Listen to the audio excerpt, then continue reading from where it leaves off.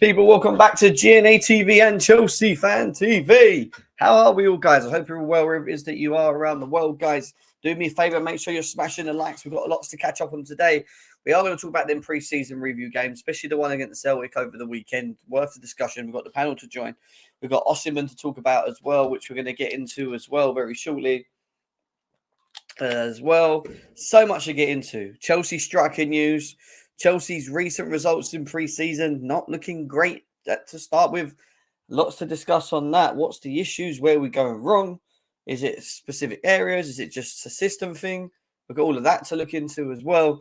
But make sure, guys, you do me a favor. Smash the like buttons, guys. Smash the like buttons. Let's get these likes up as quickly as we can, please. Subscribe if you're new to both GNA TV and Chelsea Fan TV. Hit the thumbs, guys. Hit the thumbs and let's cue that intro.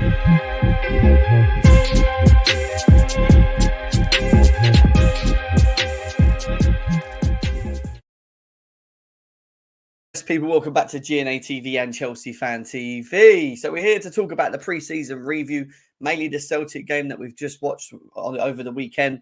But we're also here to bring you some transfer news as well, guys. And we're going to be getting into some transfer news to start with as well. Big up to everyone that's in the chat at the moment. We nearly got 50 people in the building. I know it's a very hot day today. Everyone's probably wanting to enjoy the sun, get out, etc. I get that. So we'll do what we can for today.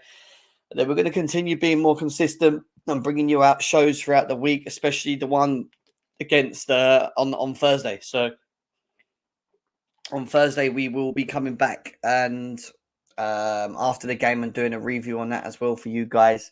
So please come and please keep smashing the likes and come and say hello. Let's say hello to some people in the chat. RD, what we saying? Good to see you. Ashraf's in the building. Napoli really expect us to swap Lukaku with Osimhen. We're never going to pay his wages. We're going to talk about that. Adil, what you saying? Good to see you. Leo as well. Maresca will not improve Osimhen. He wants a mobile striker and not a target man. But in our squad, we need different profiles. Yes, very true. Good morning, friend from Nigeria. Good to see you, Emmanuel. How are you? Save Petrovic and Chalobah is what we want all. What we want all to do is here right now. Big up to you. Good to see you. Daniel Crane in the building as well. How are you, man? Big up to you. Nice to see you as well. Hot, guys. I'm not going to lie. It's a hot one today, isn't it? It's a hot one. Smash the likes. What you saying, Wayne? Good to see you as well. How are you, bro? Good to see you. Yeah, we're going to get into things, guys. Gusto on the bench when we could have gone right wing back. And Reece James, right centre back, and Santos could have. Yeah, but listen, there's lots of like what ifs, what's, coulds, buts, shoulds, this, that, and the other. It wasn't a good watch, in my opinion. I think there was, and we're going to talk about. I don't want to get into it yet because it's going to be something we're going to talk about the game a bit later. I want to get through the transfer news quickly with you guys before we get into it, but we are going to discuss it. We have got some of the panel joining as well to go through it as well, guys. Nearly over 100 people in the building already. Good to see every single one of you. Hello, how are you? Good to see you. If we can have somehow a deal for Osimhen, we need to pull the trigger. We can't keep going on without goals. Well, this is what I was going to ask you. Do we need to still sign a striker? Do you feel that Osimhen's a good striker for us to sign? Is he the right striker, right profile for you guys as well? Let's start by stop calling it inverted fullbacks because inverted means they stick to being fullbacks. And then every now and then go into sending in. What was Reece James doing, Wesley? He was going from fullback into the middle, and then back into fullback, and then into the middle, and then back into fullback. Listen, I want to talk about that because it's something I do want to talk about, really and truly. Mary, what you're saying? Big up to you, Leo. Thank you. Smash the likes. That's what Leo's saying, guys. Hit the thumbs. Nearly 100 people in the building. Jackson, left wing. Who says no? Good question. Is playing a standard 3-2-2-2-1. That's not inverting fullbacks. I don't think we start off in that system though. Again, I don't want to get into it yet, but we will get into it. And obviously, this is a fair point we can talk about as well. I probably need to watch us play again as well. I'm not going to lie, but in terms of watching the setup, it didn't feel like it was like that in game. It did. It went into that in game. Hence why we had the had the holes. But yeah, I will definitely have to go back over it again, to be quite honest, yeah, just to double check it. But I think the real question is anyone that's better than him for us?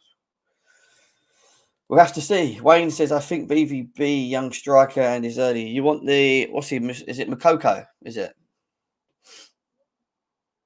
Makoko you're talking about? No, mate. One defender was going into CDM from kickoff.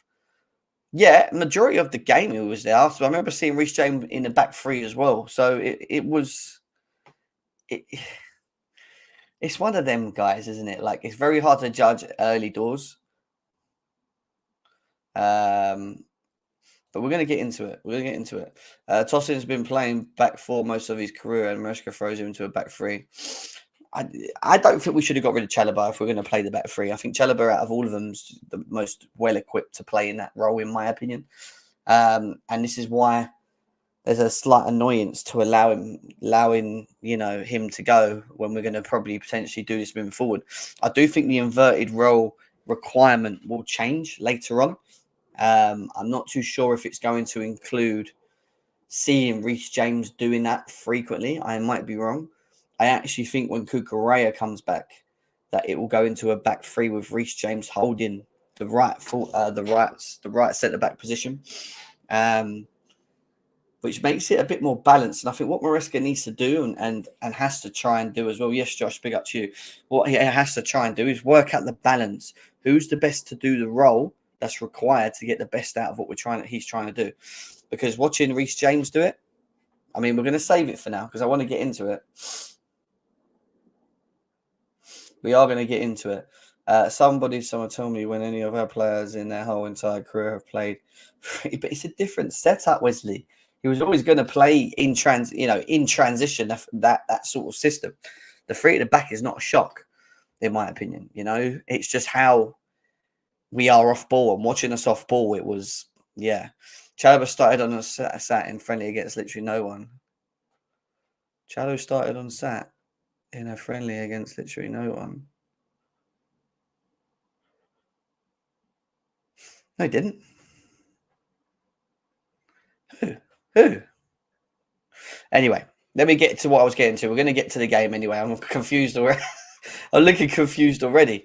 And we ain't even started. Anyway, we're going to get into it. I'm going to get people in as well to have to talk.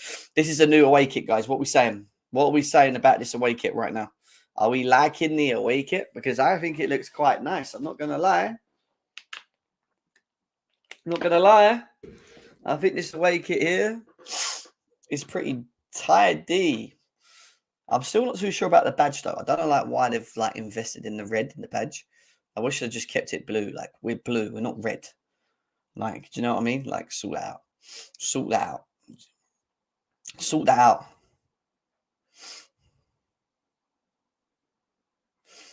Yeah, but it's different, isn't it? I've seen some top quality individuals come back from injury play with reserves. You know what I mean? I think it could work, but he can't have that shit in the middle. Oh my God, don't get me started on him.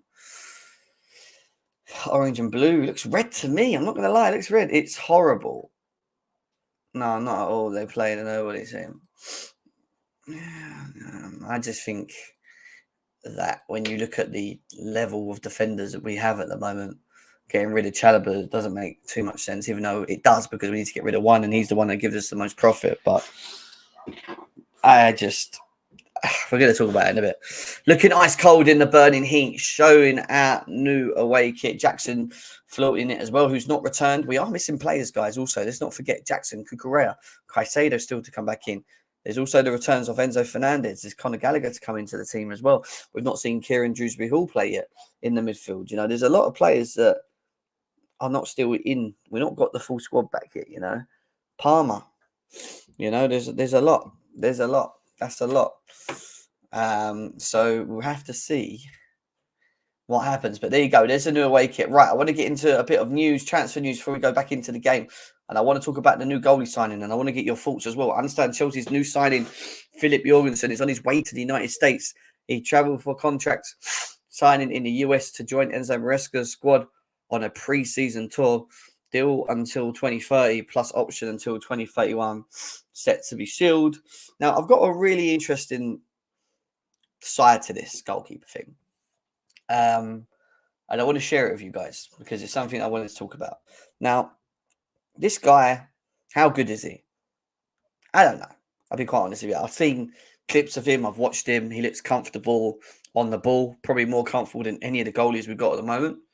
That will show in time. Is he a good shot stopper? He's not bad. I wouldn't say he's unbelievable. So just, yeah, he's okay. Do I think he's commanding in the box from what I've seen of him? Meh.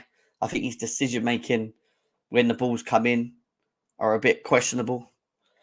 But then it goes back to the whole thing of why ain't Chelsea signing that pedigree goalkeeper? Why are we not going and signing 60, 70 odd million pound Diogo Costa or a Maganon, for example? Someone like that that's at the next sort of level of goalkeeper. And then you look at the goalkeepers we've got at the moment and what we're trying to do.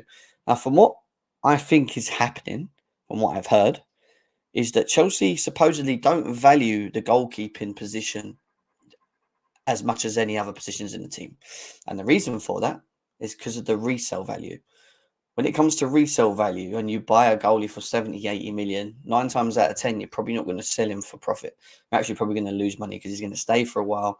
And then by the time you actually get onto selling him, the market for goalkeepers and the demand for it for a specific amount isn't going to work. So what they've decided to do, or are doing, as you can see, is they'd rather have an array of 20 to 30 million pound goalies, Sanchez, him, Petrovic, Kepa still on the books. There's 4 goalies there, 3 or 4 goalies in the team.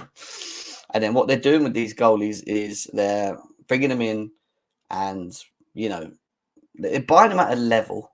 Don't get me wrong, you're not buying like supposedly worse off, not good enough goalkeepers, but buying goalkeepers at a level, getting them in the team, and then trying to see if they can flip them a little bit for profit. If they don't, they take a hit and then they go on to the next goalie. But they don't prioritize it because they don't see it as an area where they can make money. They don't see it as an area where they can make money. Now, for me, I think the goalkeeping area is a very important area. You know, it always has been in the past. You should spend money on a very good goalie because goalkeepers ultimately can save you 15 to 20 points a season on their own. And Peter Cech done it for Chelsea for a number of times, and that's happened. But this new regime and what they're trying to do, they don't value it like that.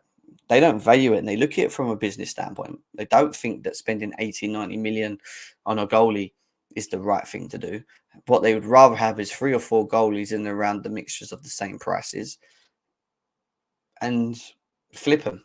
And if they're not good, get rid of them, and then they go on to the next one that they can find for 20, 30 million.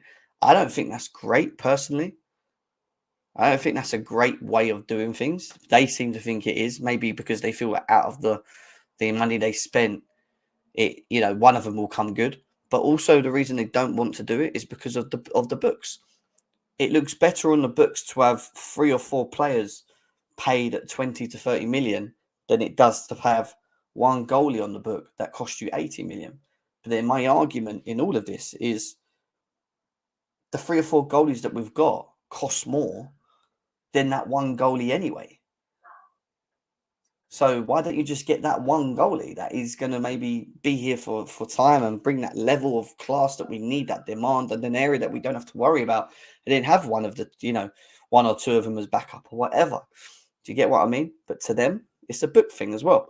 You buy someone at 89 million, it doesn't look as pretty. You buy a couple at 20, 30 million, it looks pretty on the books. So reselling them is a big reason why. The books, it looks prettier. And number 3, they just don't value the goalkeeping area as much as we used to back in day. They just see it as an area that you just need to find a goalie that can play ball and do certain jobs well, which is just, it's an intriguing way to look at it, So expectation is to reach the 2 finals and top 6s. Well, that's not a bad shout. I can't wait 10 more years until these players reach their prime. Berkio. People are trusting blindly without knowing what it is. Yeah, well, this is the problem though. None of us know what it is. We can all guess. We just have this. I can fix mentally towards. We just have this. I can fix him mentally towards goalkeeping. Because they don't know what they are doing, is what E4 CFC says. We are turning into Arsenal having 6 goalkeepers the whole time. Like I said, they just don't value it and they just think it looks better on the books. And I just find it very weird that they wouldn't spend 80 million on one goalie, but rather have 3 or 4 goalies at 80 to 100 million on the books because it looks prettier on the books. And because they know that if they don't work, they can just ditch them, take a loss or take a hit. Or if they do work, they might make a little bit of profit on and keep them on. And then just get rid of the others and then buy another 20 million goalie and another 20 million goalie. It's interesting. Anyway, there's your goalkeeper. We'll see how he gets on when he comes into the team. I do expect him to come in and play, obviously, and I think he has to because watching Sanchez over the weekend, boy, we're going to get into that as well. That's something we're going to talk about very soon. Now, news that came out today on Victor Osimhen from Fabrizio Romano. Napoli keep looking for solutions for Victor Osimhen as they want to bring on in Romelu Lukaku as soon as possible. They understand that Napoli could also be open to discussing Osimhen as a part of the Lukaku talks with Chelsea. Osimhen said yes to PSG, but the deal is in standby between the clubs. So, is there an opportunity that there may be a part exchange with Chelsea Football Club? Well, Fabrizio Romano goes on via CFC Players, and it says here, Napoli could be open to discussing Osimhen in talks with Chelsea over Lukaku. And then he goes on to say further on here, let's see if Chelsea can find a way with Napoli because Chelsea already said no. Clause and salary is too much for us. But because Osimhen has a big salary at Napoli, Napoli could be willing to open the door to Osimhen to Chelsea in order to bring in Lukaku, but depends on Chelsea. No, it don't just depend on Chelsea though, Fabrizio, does it? It depends on Napoli because Napoli are the ones, and Osimhen, because they're the ones that are wanting so much. So unless Osimhen's going to say, look, I'll cut my wages in half, and Napoli say, look, we'll take 60 million cash plus Lukaku, which will give them close to 100 mil. Anyway, because I think Lukaku's 35 or 37 mil at the moment, supposedly. I don't see. Maybe we got to keep an eye on this. Maybe this is something that could transpire into something later on. Well,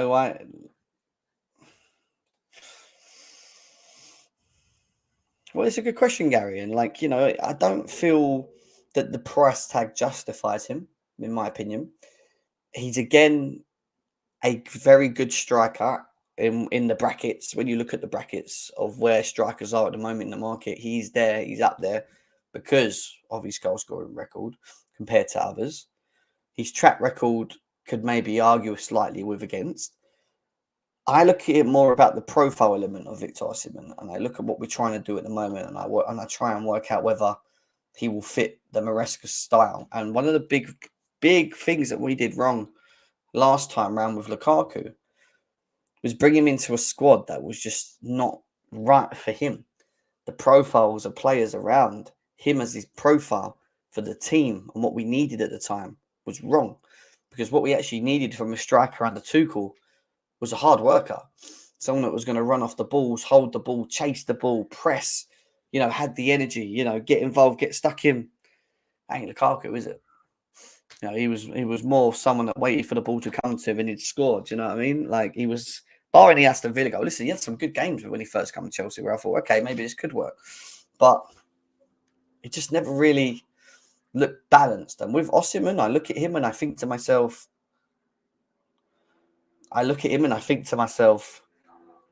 he's a good striker. And we do need strikers that are going to score goals because he does score goals. Ultimately, he misses a lot of chances, by the way, as well, as most strikers do. I just don't know about his all-round game, what he does off the ball, in terms of dropping deep, holding the ball, carrying the ball, working as a team, being able to link up play, the 1-2s running off. Is he the overall right profile for what we're trying to do? That's my question mark. I'm not sure on him. When he score goals, I think he should score. Well, he should score goals because we will create. It's just, will we get the best out of him in what we're trying to do in the Maresca system? That's the question mark. Well, is that going to be the case? Big up someone, lock the door at Colin Lukaku is. And he's Lukaku's back at training at Chelsea, by the way, as well, which sucks, but is part of what it is. Jim, have you fallen out with love with Tony? No, because I think Ivan Tony would do the work we needed in holding and dropping deep and carrying and this, that, and the other. I just don't see Ivan Tony being an option for Chelsea because I don't think we'll go for him because of his age. We just got this age problem, haven't we? Trust me, Jim. So average in build-up, so average. Yeah, this is what I'm saying. So, these are the things that worry me because I was against the majority of the fan base when Lukaku was signed. I remember going on Monsters Live and everyone was trying to cook me because I was saying I wanted Haaland over Lukaku. And I said to him, this is why. He doesn't fit what we're doing. You're going to have problems. He ain't going to score as many goals. He's a goal scorer, but he's not, his profile's wrong. He's different to what he's doing. They're doing at Milan to it. Nah. He will fit. He's the glue. We just need someone to score goals. That's what I got told. And then, the rest was history, right? The rest was history. Taylor can hold up the ball with hard working. I don't like Dovbyk. I'll be quite honest with you, I watched Dovbyk. He is nowhere near at the level ready for Chelsea. He's doesn't get involved enough in the game, doesn't work hard enough off the ball. He's just raw. He's just very raw, in my opinion. I love how the price is an issue for Osman, yet we spent 200 million plus on midfielders. One performed as a tall and worldy, and the other had one season at Brighton. And again, Adrian, just to clarify this, because this is where our fan base go into this narrow-minded thinking process. I don't agree with how much we spent on the players that we signed in midfield, even though we spent it. But guess what? It was a necessity because without Kovacic, Jorginho, Kante, and all the individuals that we didn't have in midfield, we needed midfielders. And, it was overpriced. Brighton took us for a ride. We know that story. Enzo Fernandez story, saga was the same. We all know that. But why are we going to keep thinking that the right mindset is to just go out and spend that money if it isn't right? We moan about our club doing it, but then when a club don't do it, we moan about it. So how do you win? And I'm not talking about you specifically, Adrian. I'm just talking about Chelsea fans, especially on social media. It's so fickle. They're so fickle. They just want to moan about everything. You can't do anything. We spend money, they moan.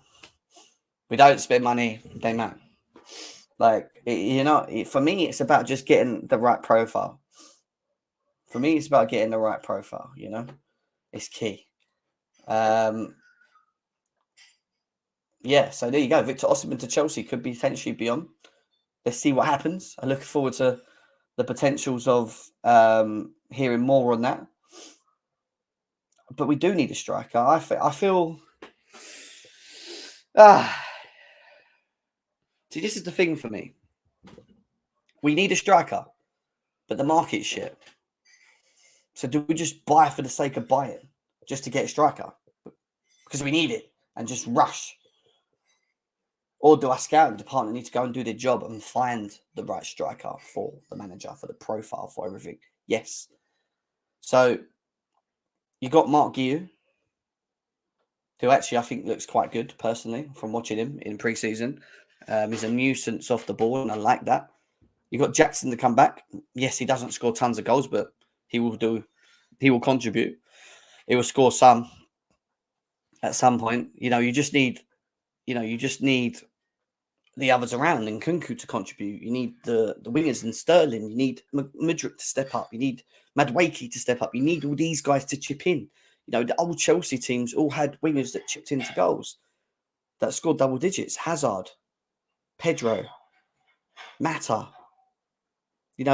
Oscar William. These guys, they all done their bit when it came to contributing, whether it was assisting, whether it was scoring. We always tend to get away with it. I don't feel the same right now with the current batch that we have. And yes, we need a striker, but if the market isn't allowing us to pick the striker that is the right profile or the right striker for what we're trying to do, we shouldn't just go and buy strikers for the sake of it. And then you look at the scouting team. Go and find one. They bought Mark Guiu in. No one thought you were going to do that. And guess what? He looks all right. Yeah, he's raw. And yeah, he's not going to score you 35 goals straight away. But you can see there's something potentially there with him. Brower, for me, he's gone. He needs to go. Like, I watched him, and he just doesn't fit the profile. When I talk about profile, look at Brower and his performance the other day. He just doesn't suit what we're trying to do. The technical side, the linking, the movement, running, where to go, position. It doesn't work. And that worries me about Osimhen, because you have to be so, with Maresca, from what I'm seeing, it's so fixated on where you are, where you position yourself, where you go, where to be in this position. Or when that happens, where you need to be there. Or like, they need to be very screwed on, in my opinion. We need no striker. We do. I would be happy if a winger. Blah, blah, blah. Okay, no to Dovbik, but agents Tony. Yeah, Tony Watkins. Watkins is good. He works hard for the ball. Is he consistent in front of goal, or did he just have one good season? I don't know. Our spine worries me. Goalkeeper situation is a mess. Well, now we brought Jorgensen in. We'll see. No reliable, experienced centre back. I agree. I think all of our defenders, and we're going to talk about the games now, especially the Celtic game. I think all of our defenders none of them impress me. None of them. We're going to talk about that. And no prolific forward. There's not one in the market. This is the problem. Too many maybe players, not enough quality. That's the market. Unfortunately, it sounds stupid, but that is the market. Go and find the next individual that's going to do that, Right. Who will be returning to the bridge for the games of Real Madrid, City and Inter Milan? These, Cucurella, Cole Palmer and Mark Cucurella will be back on August the 6th for the Inter Milan game on the 11th. Actually, no, I got that wrong. They're only back for the Inter Milan game, right? They're not back for the Madrid and City game. Maybe I'm getting that wrong. Might be me. But anyway, they'll be back. Enzo Fernandez is with the team. The goalkeeper we just bought is in the USA doing his medical. So it's interesting. It's going to be interesting to see, once the team are back, how we perform, how he sets us out. Now he's going to have the quality there as well, with certain individuals being back in the team. Palmer, Caicedo. There's certain things that I saw in the game. We're going to get to the game now, where I feel like we just lacked certain personnel in the team off the ball. Gui for me is on full because Barca aren't stacked in this strike as well. I wouldn't look at it like that, Worry yet. I think it's early doors with Gui. We'll see. Yeah, but that can't be right, because Cucurella at the moment, for me, needs to start. He needs to start at the moment, Vega, another defender that we have on the book, says this: in every game you want to win. Chelsea especially has to win every game, but we are in pre-season. The most important thing is the process, the connection between each other. When the time comes to play for the first Premier League game versus City on August the 18th, that is when it counts, and that is when we have to make sure. And listen, everything he says there is spot on. I like his attitude. He's correct. Listen, they are only in pre-season. It's right. But if we don't win any games in pre-season and get to City in the form that we're in, fans are going to worry. And I'm sure he's going to worry. I like what his comments are, and they're positive and this, that, and the other. But watching the game on Saturday against Celtic, and do you know what? This is how I'd sum it up. I thought in the first half on the ball, I thought we looked quite fluid.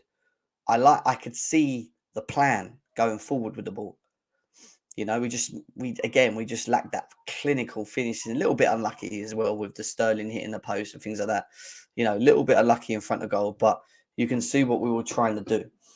You can see that, that way that we break and link play and play balls wide and this, that, and the other, like very quick, direct, short passing in and through. My issue with it, especially in the first half, was the off the ball. Because when you play Lavia, Carney, and Nkunku and ask them to play as your 2 8s, because that's what he was doing. And I know it went into a 3-2-2-2-2, but off the ball, they were well far ahead up the pitch with Lavia just in no man's land, to be quite honest with you, in most part of the game. You know, you could see right there that we needed midfielders. Midfielders that are natural to the 8s, natural to the 6s, natural, do you know what I mean? Just to get about with that energy. And I do think of bringing in a Caicedo next to Alavia will make a difference. It will. I do. Moving forward. Maybe someone else in maybe a Drewsbury or an Enzo or someone who's a little bit more better on the ball, allowing Nkunku to be a bit further forward anyway, which he was. But I feel like he was playing in this like 8 role where he had to like find pockets and stuff, which I just found very weird, you know. And then on top of that, I mean, we can talk about the defense. And do you know what? There's conceding goals because the system's a bit meh. And don't get me wrong, the system off the ball was a bit meh. They looked confused. They looked lost. They looked like they didn't know what they were doing. That's not good. Off the ball, they looked confused as hell. And that's where the gaps were appearing and Celtic were punishing us. But when your defenders are just ball watching, constant ball watching, every goal, ball watching, this ain't got nothing to do with system. This has nothing to do with system for me. This is just basic defending. This is what you learn when you're training, when you've got a ball coming in here, but you need to know where you are. You know, like, yeah, he's coming in. Yeah, you know, like, be aware of your surroundings. None of them were aware of their surroundings. And that annoyed me because there's a way of losing. And losing the way that we did, along with Sanchez as well. And don't get me wrong, he made a very good save. He made a very good save in the first half. But his ball playing out isn't good enough. Let's be serious. He just isn't. People say he's very good at playing the ball out. He's just not. He really just is not. He's okay. He's better than Petrovic at maybe doing it. Yeah. But he's just not that good.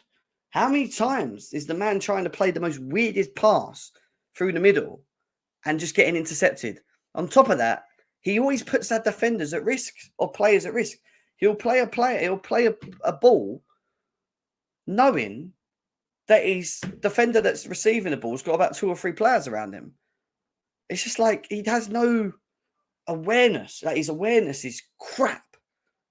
Like, he's just not good. For me, he's just not a good goal. I've never really liked him that much anyway. He just isn't going to work for me in the long run. And if Maresca sticks to this naivety that Poch had of sticking to him, sticking, he will get punished. He will get punished because Sanchez, what this system does for me, I'll tell you what it is. Where it's such a high-risk system, you've got to have specific profiles in it. You need the right plays. You need the right balance. You need the right person to invert. You need the right midfielders in the middle to be able to cover the areas. You need the forwards to be effective when they receive the ball and creative. You know, you really need to be intricate. It's a high-risk type of system that we're trying to play. What it does for me is exposes players. It just exposes them. It shows that maybe they're not good enough to play in this system. It actually exposes how good they are as well, in my opinion, because it puts the responsibility on them in position. And there was just too many players that just got caught out, you know. And I'm going to get the panel in a second, but I want to go through some of this because we can. And the first one's this one, because this is just poor. So they've got the ball up here. You can see it, right? This is, I think, the first goal.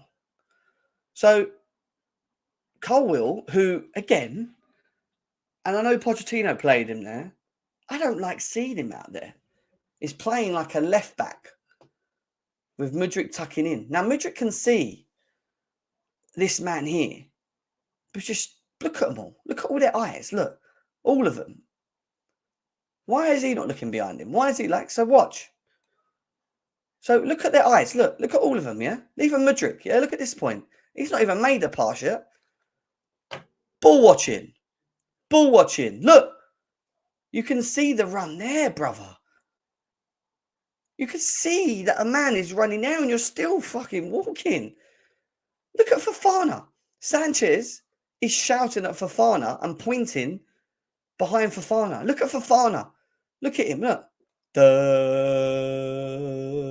And look, and then it takes that of a reaction to wake up and realise that we're out of position, yeah?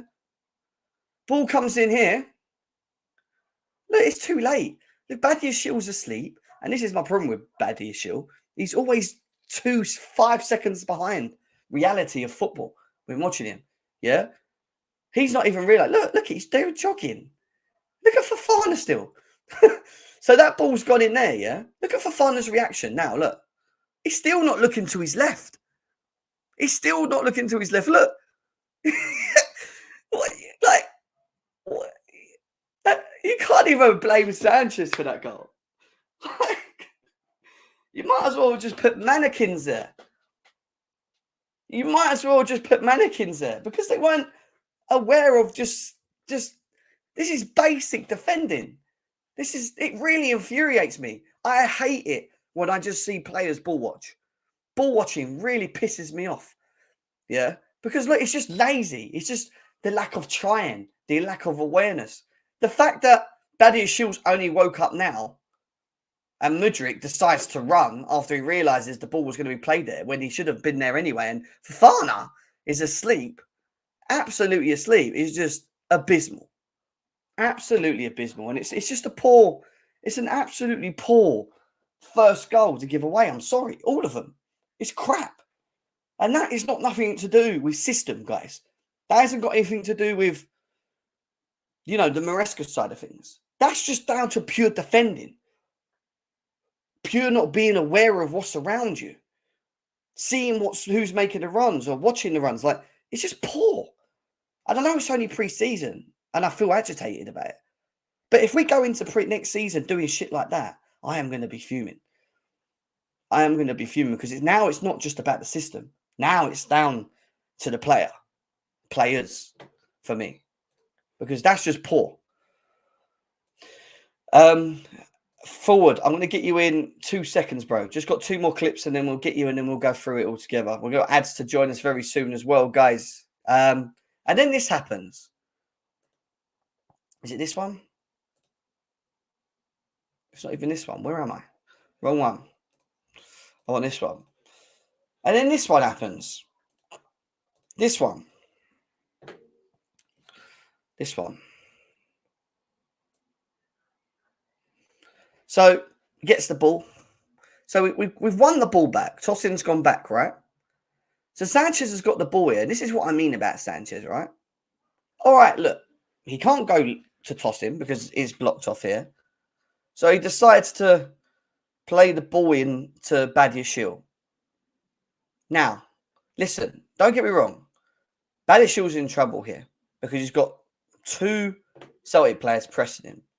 But when you do a dumbass pass like this, what the fuck is that? like, don't get me wrong. Yeah, you're under pressure. And do you remember when I said to you guys, this system will show vulnerabilities in your ability as a player because it's a high-risk system. It's going to ask a lot more. It's going to ask you to do individual things a lot more. It's how he wants to play. It's what he's going to be doing. You will get found out very quickly in this system if you're not up to speed. And yes, it's pre-season at the moment, but these are the things he's going to have to erase. This pass here, he could have still made that pass to Tosin. It's just a direct pass. Like, and then Tosin could have opened his body, probably got over here and then played it down the wing. That's what he could have done, right? But because the pass, like, like, it didn't even... he passed to the Celtic player. He literally passed it to the Celtic player. Yeah, and then you get to there, Tosin scrambling, thinks he's going to shoot. Sanchez has gone down. And then, like, it's just crap, guys. It's just crap.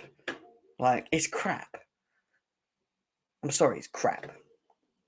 Like, he could have made that pass, even on the press. All he has to do is do a straight pass into Tosin, who could have opened his body out. But he passed it to the Celtic defender. Like, and then there's... And I need to go back to that, actually. They're like this goal. Then there was this goal. Where is it? Yeah. Then there was this one. Then there was this one. Okay? So Madueke gets the ball here. Right? That's Madueke. I can't show the top because there's stuff there.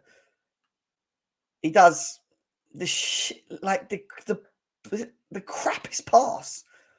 Like, what are you doing there? All right, crappiest passing. There's no one there. And we get hit. Now look at this, right? So Gusto goes, press, right, fine. Tries to win the ball. Toss him. What's he doing? What's he doing? Ball watching. What's Badia Shield doing to the reaction of this guy making the run? Jogging. Look, it's too late at this point. All he does is a dink over the top. They think Gusto's going to stop it. He doesn't. Dinks it over the top. They're ball watching. Now they're awake. Oh, now we're in trouble. It gets to here, right? And look, they can still recover that. They're both quick. They can both get back. They get to here. And like, this is why Sanchez ain't good enough, right? Because my man took a bad touch. And that bad touch was there. He takes a bad touch. Sanchez is still standing there. Look, he's still standing there. Look, he's still standing there. And he just gets nutmegged. It's just crap. From Sanchez to him. Because what Sanchez should have done when he's running in is come out here. Now, come. Close the gap. Close the gap. Run in towards it. Make it harder for him. Because once he makes that touch there, he ain't going to score if Sanchez comes out. But Sanchez doesn't come out. He stands there. Stands there. Stands there. Stands there. Stands there. And then opens his legs and gets nutmegged. Like, I'm sorry. That's just poor. It's just poor. It's just poor. That's poor defending. Again, awareness. Not being aware of what's around you.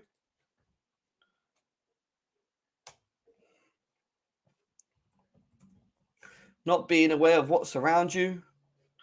And it's just poor. And you can't go into next season. We can't go into next season with that type of crap. I'm sorry.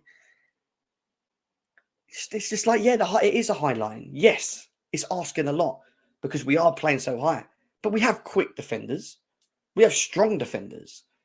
If they could just open their bodies up a bit more and what's going on around them, which is what Maresca's got to work on with them. I'm sorry. Maresca needs to drill into these guys, yeah, to be aware of what's around you. Get Mark Guiu or Jackson or whatever to just make runs in behind and make them do this.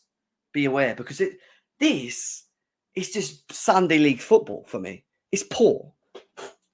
It's poor from all of them. Colwill, Fofana, Badiashile, Tosin.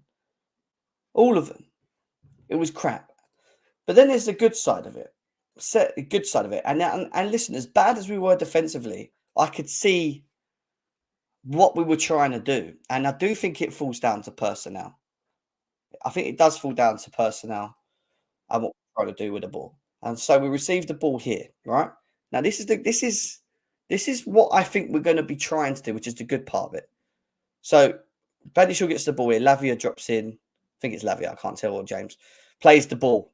Right, so we get the ball here, and again, look how direct the ball is. The space is there, so we get someone drops in here, which I can't tell, might be Carney or someone gets the ball, receives, and then quick 1-2 football out to the wing. Madueke's 1-on-1 with his guy now.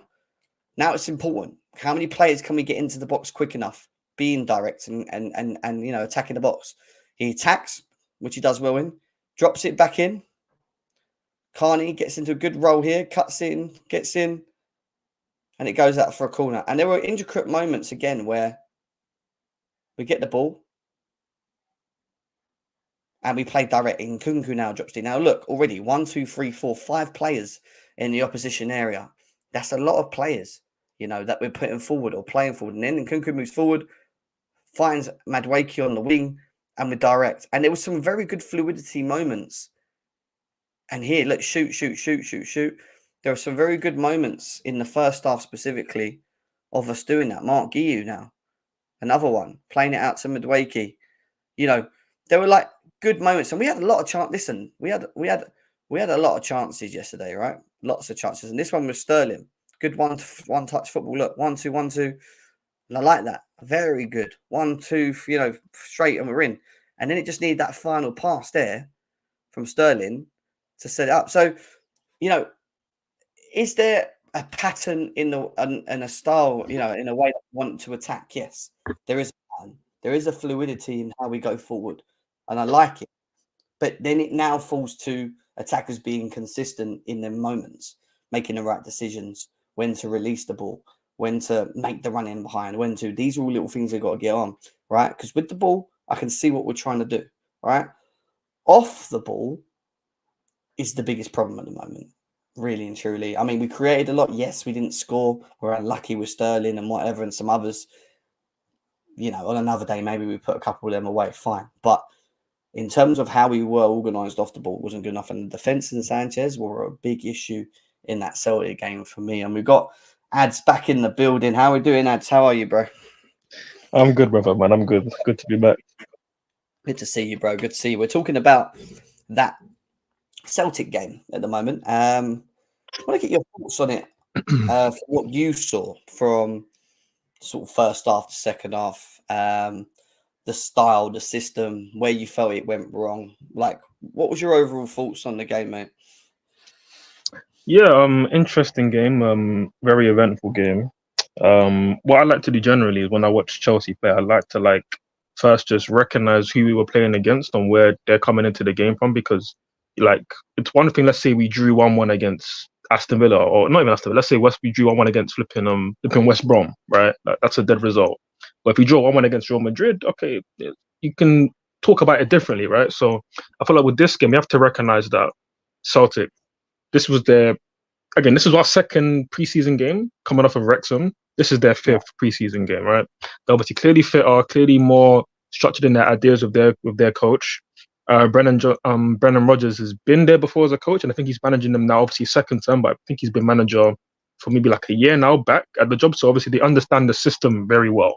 So they're much different to us, so we're obviously not as fit, playing under a new manager again. So I think we have to take that into account. People are acting like, oh, we lost 4-1 to Celtic, oh my god, it's the end of the world. But this is the same team that put 4 past City just a few days ago. So I think people need to be a bit just logical, in breaking down what happened. But that isn't to say that what happened wasn't bad or we can't talk about it. No, there was still a lot to talk about, which we'll get into. But overall, yeah, again, like I said, it was a very eventful game. Both teams were going at it, playing with no fear. And we saw the system. We saw it better than we saw it against Wrexham, because Wrexham just parked the bus. Celtic brought the game. They pressed high, aggressive on the ball, off the ball. So yeah, we certainly have a lot to talk about. And yeah, some things we'll go into in more detail and be harsh. Some things I think we just need to be patient and let it really flesh out over pre-season and the start of the season as well. Yeah, no, I hear you. I mean, listen, let's talk about the goals. I don't know if you watched me going through them. Now, I agree with you, and it's not a point of me. My anger doesn't come too much about system wise, because I do think that with a bit of time, with key players back, that can improve. We know that, and they need to be drilled quickly. And I think we do need to get as ready as we can, much ready as we can for the Man City game. But some of the goals that we highlighted that we conceded were more than just the system for me. And when you watch the awareness for the goals, that doesn't sit well with me. It's I don't like how our defenders are not aware of danger around them. Like the Wesley Fofana one, for example, and the first one, what are you doing? Paddy Shield, to even see that the guy in front of him is running in between Colwill and looking for the ball, and only reacts when the ball pass is made. Do you see these little things that when you're a defender, you learn these things as you're coming up, right? To sniff out danger, be aware where to position yourself. What was John Terry so good at doing when he played for us? He just saw danger all the time. He knew where to put himself every time when he knew the ball was coming in the box, that he could sniff out danger. And I just feel like for a lot of the goals, most of the goals, a lot of it was just a lack of awareness. All right, it was system based because they were breaking us down easily. We get that. I understand that. But when coming to defenders and sniffing out danger, I just felt it was very poor, mate. I don't know what your thoughts were on the goals we conceded. Yeah, I think it's a good way to break it down is talking about the defense first, including obviously the goalkeeper. No, we conceded some comical goals, some comical goals. But even looking at that first half, where again we did actually start really well. Like first 7 minutes, we had 3 chances. I'm thinking, okay, this Morocco was popping, it was kind of moving me. And then we literally got popped off the park after that, which is kind of mad. But yeah, again we'll get into the midfield and the attack after. But with just the defense, like where I can sometimes forgive some midfielders and some attackers for not putting in 100% of like in a run in terms of, and sometimes forgive it because again it is preseason, only our second game. Okay, yeah, I'm still here. So I just had a call coming in. Sorry. But yeah, no. Yeah, again, where I can forgive the midfielders for not giving 100% tracking back every single time, I cannot forgive the defenders not doing that because it's not a lack of effort. Because there's no reason for you to lack effort in terms of tracking back when you're a defender. You have to track runs. You have to see it, recognize danger, and then stop it. But where again somebody like a Badiashile was so reactionary. Where again Fofana was literally criminal defending because not only do you not recognize the danger, but then your teammate Sanchez, fair play to him, was actually saying, "Yo, brother, check this. Like the guy's here. He's offside now, but he's gonna come into play soon. Be aware." There was no response. He reacted so slowly to it, which was embarrassing, really. And again, the fact that like the amount of goals we conceded, but about the amount of big chances that we conceded as well, even after the changes as well, like it just gives me a lot of concern because I'm not. It's too early in the season to get angry or to be like, oh my god, it's going to be a bad season. But I can be very concerned looking at these defenders, feeling the emotion that I felt a lot of last season, which is that none of these guys give me that confidence that they're going to be part of a sturdy back line that's only going to concede maybe 40 odd goals next season. No, I feel like we're going to concede 50, maybe 60 again, and that's unacceptable. Ads, look at how Fofana's reaction here. Look. Even there, so right, forget here where they've got the ball, right, and you can see that he's going to make that pass all day. Mudryk is asleep for me. He's asleep. He should be. That's another problem as well. No, he should be there. But Badiashile's look, Badiashile only wakes up when the ball then gets passed, but can see it, which makes it even worse. So he then reacts. Yeah, he's even late to mark his man. But watch Fofana, look. So even when that ball comes in there, he still isn't looking over his shoulder. Look, he's still just jogging. Like he's just He's like I said, that's embarrassing and unacceptable, to be honest. And like it wasn't the only time that happened. That happened in other occasions where they got in behind us and Fofana was just really on his heels. And again, if you look at it tactically, it was interesting because we talked about it in the GC as well. That like when we were pressing high, Fofana's role at time was to press onto Hatate, which was their left centre mid. So at times like Fofana would literally be next to like Nkunku and Carney when we were trying to press high. And like I get that sometimes he wasn't always there and maybe his fitness he's still trying to get fully back up. But here, this is meant to be your bread and butter. Your defending in the box hasn't changed from when you were playing under 8s football. Like it's still the same. You have to react to danger. And the lack of awareness and reacting to danger was embarrassing.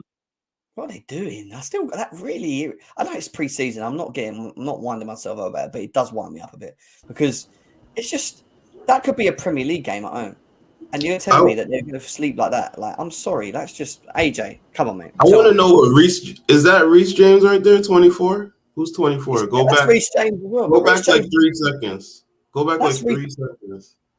Like. Reece James, I mean, I don't know if he sees him. I know Fofana doesn't see the goal scorer. I know Badiashile doesn't see the goal scorer. Yeah, but Sanchez is shouting at him anyway. Yeah, but that's why it's criminal. But the reason why it's criminal age is because like if Jim goes back like 3 or 4 seconds again, like Sanchez was even from like here shouting out, "Yo, where's like?" And obviously, if I get from here, like Reece James is probably thinking more about the guy on the outside of a minute, like the guy in the middle. He's probably thinking, "Okay, Fofana will react once he comes into play," but Fofana never reacted. Sanchez is shouting, "Yo, where's look at this guy here," and he still didn't react, and it's just criminal. Looking, look at his. If I don't know if I'm accurate, but he's not. He's not looking over his left shoulder. He didn't look, and it's like he didn't. How could he not hear him either? Like Sanchez is right there. I mean, the stadium's not that loud. Like freaking no, like how can you not hear him? That is criminal. Ball watching right there. Look at that criminal. Again, Baddy should be looking to cover that front post area a bit more. That's where, like you mentioned, Jem. Like that's where Terry was so good in covering that front post area to stop crosses coming in. But Fofana that's embarrassing for Fofana. Like genuinely embarrassing. What annoyed me with Badiashile here is that you can see Colwell's been forced out. All right, we know Mudryk should be there, but he's not, right? The problem with Badiashile, I think, does have a bit is that he's got 2 players arriving in. So we can Lavia got caught a bit ahead here, and like Mudryk didn't react. Mudryk was just chilling.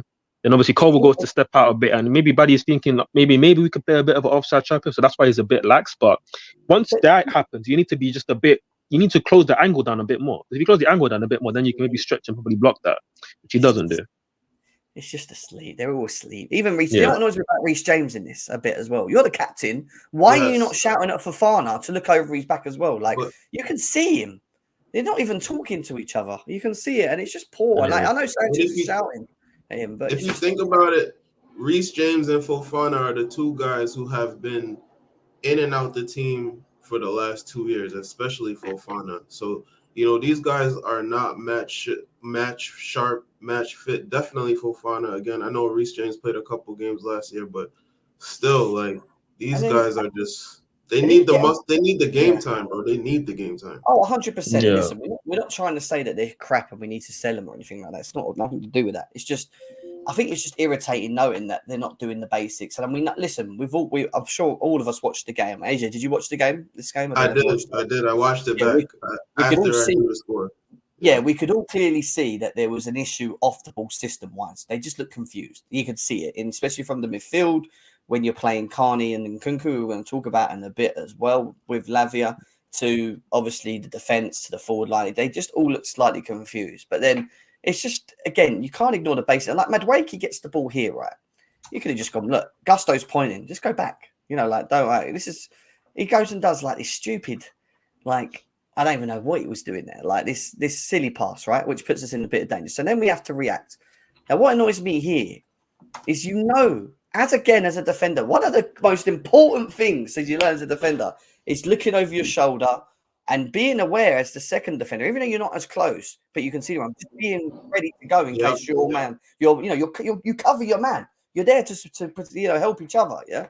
But they let both just watch, and by the time the ball's played, they wake up now. Look at them both, and I'm just like, fine. So it gets to this point. And I'm like, all right, can they recover? Right? They're scrambling to get back. But then what annoys me here is Sanchez, and he's not good. And this is where we're going to now, Sanchez. He takes a touch here, and it's a bad touch because he takes it away from the goal. But because Sanchez just stands there still, doesn't even come running out to try and shut the space, he allows them to come that close to him, by the way. Yeah. Even though he took a bad touch. And then nutmeg him and score. And that, for me, is just not good enough as a goal. Yeah, he's got to smother that.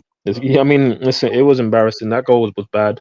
I will talk on like Leslie's role in the goal. I don't think Leslie did a bad. I think he actually came on and improved us actually, Leslie. But I'll talk about that maybe later on. But it does just the defense again. You're absolutely spot on, Jem. That it just was too easy to get in behind us. Like we want to play aggressive, we want to play a high line, but it's too easy to get in behind us. And you look at the recovery pace across the back line. Except from obviously Gusto, who's got great pace. Reece James, relatively quick for a fullback. But other than that, like we haven't got like these supreme athletes like a Saliba or a Konate who have got like this amazing recovery pace. Kanji even like who are that dominant. Maybe we got some relatively big guys, but I don't look at them as that dominant in their duels or recovery. So it's a concern for sure. But again, like I said, most of the game was just a concern for me. I'm not going to get too angry early on early in the season, right? But where I was angry was with Robert Sanchez, and it stems from the whole goalkeeper saga this summer, which again we did try and solve. Now we've got Jorgensen in, which we hope is going to be a top number one. But all this talk about maybe it's going to be 2 number ones and they're going to fight for their spot just like Mendy and Kepa when they did. No, none of that. When we bring a goalkeeper in, they need to be the certified number one, because I'm sorry, Brighton's backup goalkeeper who hasn't proven anything in a Chelsea shirt should not be given the freedom to be like, he can challenge for number one. No, this guy's benched or he's gone. Simple as that. Because that performance yesterday, he made a couple of good saves, which I'll give him credit for. But genuinely speaking, this is no like hyperbole, no reactionary shit, right? It was the worst display of ball playing I've ever seen from a goalkeeper in my life. Like, genuinely, no bullshit. Like, some of the passes, the long balls into touch, kicking it into the car park, kicking it at their players from 20 yards, like, it was just crazy. And then even the hospital ball to Baddy, like, just a lot of crazy shit that I saw that day, man. Oh my days. And then again, he can do better here. You got to close the angle. You got to smother the guy at least. So again, for me, where we can say, players are hot. So just I know, literally, and just to land my final point is like, again, where you can say some players are like building fitness, give them time, whatnot. I can give players time, but I'm not going to give a goalkeeper time when he can't do the basics. And he was showing a lot of these same mistakes last season. For me, you're bench for the whole year, bench for the whole season. Like, no way should he ever be starting for us at all. I just don't get this whole thing. Oh, Sanchez should start because he's a better ball player. He ain't a better ball player, guys. I'm sorry, Bro, he's not. And they've been gassing it every month for like a year. Oh, the manager rates Robert Sanchez because of his ball playing ability. Bro, stop lying to the people. We watched this man make. Maybe they think he can pass or he's able to pass, but also the decision making is part of being a good ball player. And his decisions are terrible. It's never consistent. And the thing is with him is like compared to Petrovic isn't a ball playing keeper. He wouldn't try. Like with the Badiashile mistake, if he gets that, he's gonna just boot it into touch. And you know what it is, we give away a throw, whatever. But Sanchez will try to be a ball playing goalkeeper, but he just gets so many things wrong that you can't rate it highly at all. It's crazy. I wanted you to go back to that still though, Jem, just real quick. I mean that same last video you was on, but just go to the beginning of the play. 1 second. There's a big problem here, and I don't know why. It happened last game, and it's still happening this game. What are we looking at? So, all right, keep going like 2 more seconds until Badiashile and Tosin. All right, so here, Badiashile, he's like 15 yards out of position in this situation because he should be closer to Tosin and deeper towards Sanchez, because with this high line, somebody has to be very deep to cover. And that's how, if you watch how Van Dijk plays on Liverpool, he's literally always just a free man because he's just cleaning. He should be up. like that. That's where he should be, like that. Where he is now is where he should have been 5 frames ago. You understand? So I don't know what defender. I don't know how Tosin is. He's new to the club, but he is an experienced player, and somebody in the defense has to take over the leadership role. And right now, it looks like we have no leaders. 100%. The one who has the most leadership skills for me was left at home, and he's busy picking up man of the match awards in dev games, which is Trevor Chalobah. And it's like, we left him at home to take the Sarsi there, who wasn't even fully fit. Like, criminal decision making once again from the club. Once again. Yeah. Chalobah stops 1 or 2 of those goals for sure. Just by being in the right Chalobah's awareness stops 2 of them goals, in my opinion. People basic. go, "Oh, he ain't that good. He makes mistakes as well." He's a man, I'm telling you. They all make mistakes, and I think even Chalobah has some of his weaknesses. Has weaknesses as well. Again, they all do. None of these guys are peak centre backs, but at least Trevor, like I have way more confidence watching him than I do the rest of these guys. Because Trev, when he first came into the team, he was a bit rusty because he didn't play most of the season. He was exiled last preseason as well. But when he came in and got a bit of like some tread in the tires, he performed very well and ended the season in very good form. But these guys, Couch, it's not about overreacting. It's about analysing. He has to say what is an overreaction. Basics of defending. Something that you criticise a lot about is the defence and them not being good enough. It's not specifically about the system right now, because we know with specific players coming in and a bit more time that they're going to, that the system and understanding can improve. All right. We know off the ball there were issues. They look confused. I get all that. But there's just basic defendings that we say, like this, for example. This is a good example of another one. So Sanchez gets the ball here, right? All right. He can't go to toss him because he hasn't got that chance. We were a little bit narrow in the middle because the inverting. This is the issue with the inverting, right? When you invert, you haven't got the fullbacks. I don't know what's going on over here. So we're a bit stuck here because now it's like we have to play through the middle, but quick. So once it gets up, and I said this earlier on, I don't know if you said what I said. I said this system will call out a lot of these players because it asks you to play very at a level where if you do that little thing wrong, you will get exposed, and it will expose you as an individual and being able to play in this type of system, or being at least able to be comfortable to play in this type of system. And when he receives the ball here, right, look, don't get me wrong, he's not got much options. Sanchez could have just hoofed it, but he never does. He's not Petrovic. He always looks to play out. It's just how he was even under Poch from last season. Look, he can't do much, really. Don't get me wrong, because he's getting shut down here. But the one thing he can do is just a straight pass to toss in. A straight, hard pass to toss in, which then he can open his body up, let it roll out to here, and maybe try and find someone to play it down the wing. Maybe a midway. But when your pass is this bad. Like it's I don't like it's that bad. It doesn't even go direct to him. Look, it goes that way. It don't even go straight. It goes to the Celtic player. Like he forced a left-footed pass. He forced a left-footed pass, and that's exactly why it went to the left side and went right to the attacker because he used his left foot. He could have just used his right foot and played it to the. Yeah, but we know Baddy is very left-footed though, so I just knew he was never going to use his right foot. And to be honest, like it's a bit of a hospital pass from Sanchez. I think Cobble is slightly on the left. Like I think our pictures are kind of covering that part of the screen, but like really Sanchez should survey the situation and then just hoof it. To be honest, because it's a mad situation. Because even the pass from Tosin wasn't the best to deal with. Like he kind of only had to do the one touch and then play it short, but really should have just looked to hoof it pretty much straight away. But yeah, Baddy here is like he's just got to get rid because the pass to Tosin's that it's almost impossible. It's not impossible, but like it's such a difficult pass to play like that, especially on the left foot. You have to be top to make that. You're just hitting a straight pass. I don't really get it. I don't think it's. It's a layoff. It's damn near a layoff for the attacker. Yeah, but the speed he would have to play it at, and then also not like over here, so Tosin doesn't get put in danger himself. It's like there's a very small margin for error there. I get that. So maybe like Sanchez here, because now we can see Cole because we couldn't see him earlier. So maybe when Sanchez gets the ball, Colwell was the inverted fullback. I didn't know.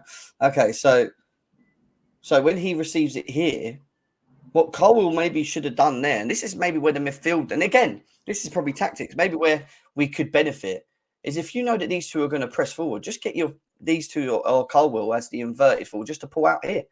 And then he just plays it over it. Like maybe that's just the little elements of what Maresca needs to then maybe work out of them and drill and go, right, if they're pressing through the middle and we can't play through the middle because we have a moment like we just did there, then I need the inverted fullback that's dropped in the middle to just pull wide quickly so that Sanchez or the goalie, whoever it is, can just play it out wide. Because if he pulls out wide quicker instead of jogging, he might have been able to just dink one over here or something. You know 100%, but that's where like fitness comes into it because again, there's one thing wanting to doing what the manager wants, which is to like press high and all these things, but like those like little 10-yard runs just to make the pitch bigger, like that's a very selfless run to make. And second game of preseason, like you're probably not really on doing that in the 60th minute when he's played the whole game. So like that's where I'm gonna give the players a little bit of an allowance and also understand that we're trying to play a very difficult high risk system, like you said, Jem, but we're 2 games in, so that's why I'm not gonna get too mad at people other than Sanchez. I'm not gonna get too mad at it too tough because we're still early, and I feel like the Club America game we're gonna learn a lot, and then obviously after that City, Real Madrid, and then obviously soon after starting the league against City. It's it's like where we are now, we are quite vulnerable because we've come off 2 horrible seasons for a big club. Like we cannot afford to start slow again, which is why I get that some fans are a bit emotional right now, and I'm like, okay, chill. But I do see that like we cannot afford to start the season off slowly. Preseason, I don't care too tough. We can lose all the games, innit? As long as we then start well against City and definitely beat Wolves, I'm cool. But we need to do those things. We have to start the season off well. Otherwise, boy, it's trouble. You're not overreacting, Couch. This is not us analysing to overreact. It's analysing to. We're trying to learn, man. Yeah, no. For me, it's picking on the individual goals that we conceded and where they can do better as a player. Specifically, and when you're looking at the defense ball watching, I'm sorry, it doesn't matter what system you're playing. If you're ball watching, you're fucked. Like you can't be doing that. You just can't be doing that. You got to call it out. Like, and yeah, it's called down. It's early doors. I'm not here to criticize them on game 2 of preseason. No, I know there's time systems. I know all this. We're gonna have TV issues. I'm ready for it. I know it's gonna happen. It's just the basics that annoy me because I can't accept. When our defense stands and ball watches, watching players making runs into spaces and don't react to danger. I can't accept that. That's what I can't accept. I expect more from us. The ball watching has nothing to do with the new tactics or anything. So we can address the ball watching, That's not overreacting. That's basic football. But going from the negatives, there was some positives, right? Because going forward, we created a lot, and I thought Mark Guiu done quite well. Forward in the forward line, the moving forward, the flow. Can you guys see?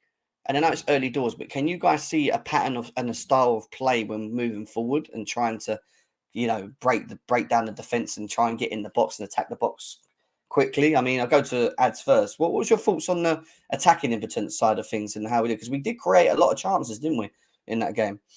Yeah. Again, sticking on the positives, which is what you want me to lean onto now. I still want to talk about like the midfield, a little bit of the inverted situation, but then also like the Carney role. I think that's kind of big for me. Yeah, we can do. But Yeah. no. In terms of the attack, we did create. Again, I think it's too early to say, oh, there's clear like patterns of play and all of this stuff. I'll fall short of saying that, but no, clearly there's a style. We're trying to do certain things, and it did have quite a bit of success. If you look at just the chances that we created, the amount of times you did get Noni into dangerous situations to try and run 1v1 or get crosses in. Again, our crossing in general as a team today was poor the other day, but no, there were certainly things that we were trying to do and create, and certainly the high press at times worked very well because Celtic, who are a good team at playing out the back, we forced them into many errors early on in the game, which we didn't then punish them for. And obviously that can change the flow of a game. And even though it is just pre-season, the result doesn't matter. If we then scored 1 or 2 goals in those first 7 minutes, it can then change the flow of the game. We're a bit more confident, and that can change. So yeah, there was some good things in the attack. I thought Sterling had a good impact, although he had some Sterling moments in there as well. And Kunku, I think, had a good game. I see what Hugh brings. He's energetic and everything like that, which is cool. Again, he's not my type of. He's not the striker that I really want for this system, as opposed to what we already have in Jackson. I feel like we need somebody else different. But given the fact that the guy's a kid pretty much, first time in the country, first time playing with us, he had a decent enough impact. But obviously, our wide areas, especially without the likes of Palmer and whatnot, the wide areas leave still a lot to be desired with Mudryk and Madueke. So. Yeah, but let's get to Madueke because Dill's asked here. He says Madueke was stinking up the place. I agree. I just think Madueke overdoes it. I'm not going to lie, and I still think his final third decision making is very poor. Yeah. Is he going to improve that? Time will tell because that will determine if he goes to that next level as a player or if he just stays as just that player that you have and he can come on and maybe just be an impact because I don't think he can continuously be in this team for me. If he doesn't improve his final third display, and he does the first bit very well, receives the ball, he attacks, he's direct. But it's just his decision-making. A lot of the times with him, for me, it's just his decision-making to then go, there's the danger, let me play the ball now. And the best wingers always look for the danger moments. Whether they have to use their left foot or their right foot, they will pass. And he don't like using his right foot. And that's a problem for me. Because a lot of the times there's moments where you need to use that right foot rather than cutting on your left. You get played in behind, right? You're running direct, yeah? And you need to use your right foot to cut it back to someone in the box, like maybe an Nkunku who's like that. I'm here. But he cuts back inside on his left foot. By the time he cuts back inside on his left foot, the angles are dead. And then you're having to play outside the box again. And he does that so much, and it does annoy me with Madueke. That's where I'm like, he needs to. I agree with that. I agree with that. My thing with him is also the decision making, but I also do think he does a lot of good things, and I think it's something that we just have to stick with, Whereas on the other side, when it comes to Mudryk and Sterling, you literally don't know what you're gonna get, and that's a fucking problem. And that's why if we upgrade the wing spot, it has to be on the left wing because we also have Cole Palmer on the right wing. So we really need to focus on that left wing. I think Angelo showed a bit of display of being able to play the ball quickly against Wrexham. I'm not going to lie, he did because when he receives the ball, he looks to play in quickly in between the pockets, which I like. We knew that last year, though. And they still didn't take him. No, it's that little part of his game. That he does. It's just what I want. If Madueke had the Cole Palmer vision, he'd be amazing. He would. It would be unbelievable. I think the thing with Noni, right? Like people have been very critical of his preseason. Again, it is just preseason, but again, decision making has been awful at times, and there's been some just really poor moments. And he missed a really big chance in the second half, which could have got us back into the game sooner. But while I'm not going to say he's been having a good preseason, I don't think he has been having a good preseason. But what he offers is just. He does offer a consistent threat because you feel like consistently he can get the ball and beat his man.